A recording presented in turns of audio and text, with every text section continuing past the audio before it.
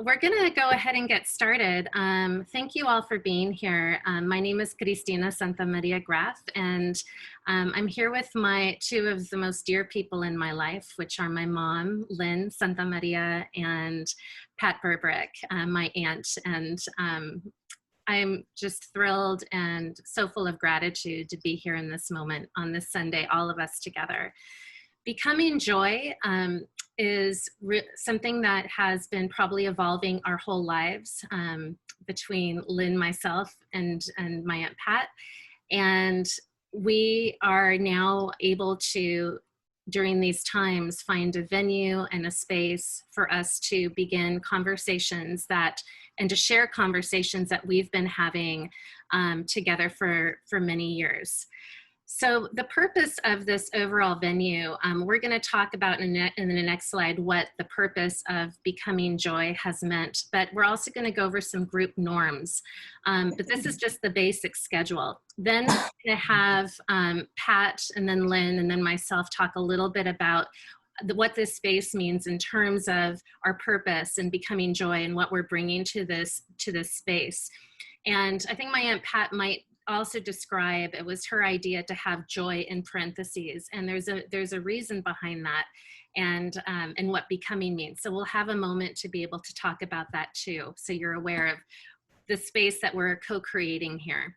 And then finally, after we talk, there'll be a point where we are having questions and discussions, and those questions and discussions will not be recorded. We'll turn off the recording.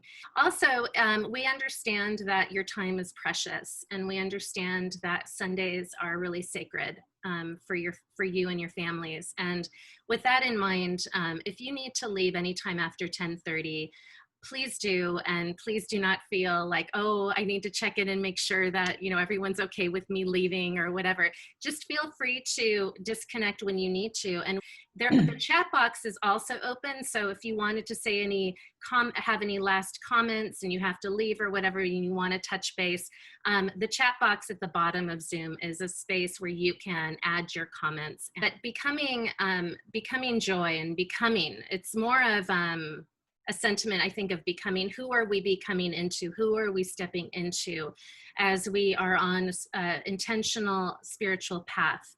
And so I just want to quote Paul Tillich, who combines this idea of what we understand to be becoming with joy, which is joy is the emotional expression of the courageous yes. It's saying like yes to me, yes to life. Of one's true being. And in this time and space where we're at today, finding that true yes of who we are, I think is really critical to bringing us fulfillment and joy among and with other people in our lives. Becoming, yes, that's a great quote for it there. And for me, becoming has been a process of trying to peel back the layers that sort of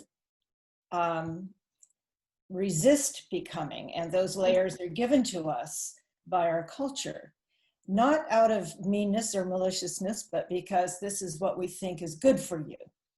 And then eventually, as we grow, the seams of that enclosure of culture begin to split apart, because what's inside this light as to who we really are starts getting too big for it. And then not only does the light come in through the crack, as Leonard Cohen would say, but it goes out. And we realize that we recognize that light as who we are, and that it comes in and needs to go out. So we make choices, and little by little peel back all those layers that kind of form a resistance. And that's our story of becoming, is to open that up and allow and make those choices and face those obstacles and challenges that may mean going against the culture that tries to hold us in a certain definition. So just some group norms. I anticipate that we're here for a purpose, and part of that purpose is sharing who we are and sharing from our heart space. And that said, we need to be able to really understand that actively listening is a part of that process, and listening to one another.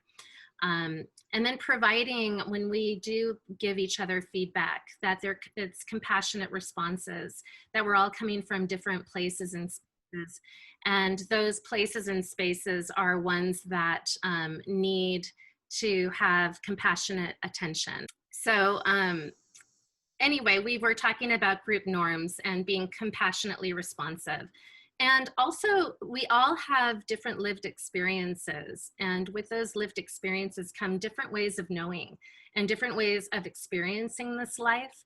And so something that one person might say that resonates may not resonate with another person in terms of their life journey and perspective.